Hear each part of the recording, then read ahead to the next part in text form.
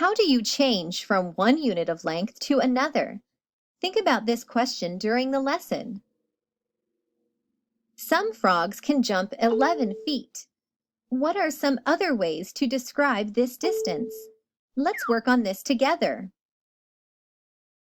How do inches and yards compare to feet? Think about this question as you do the activity that comes next.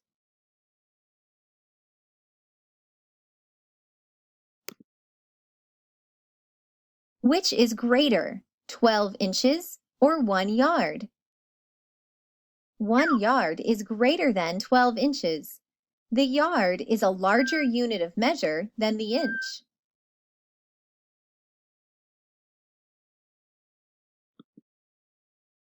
To change larger units to smaller units, multiply.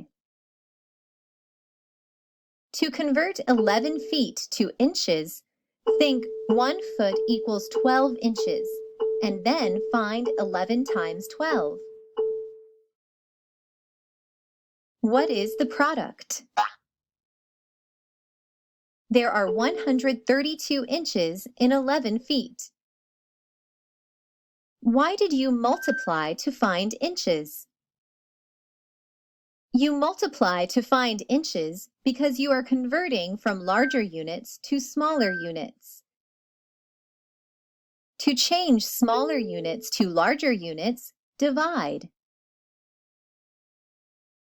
To convert 11 feet to yards, think 3 feet equals 1 yard, and then determine 11 divided by 3.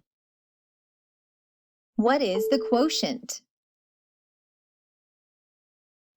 11 divided by 3 equals 3 with remainder 2. What does the remainder represent? The remainder represents the number of feet that are left over. 11 feet equals 3 yards and 2 feet. You now know how to convert customary units of length, such as the inch, foot, and yard.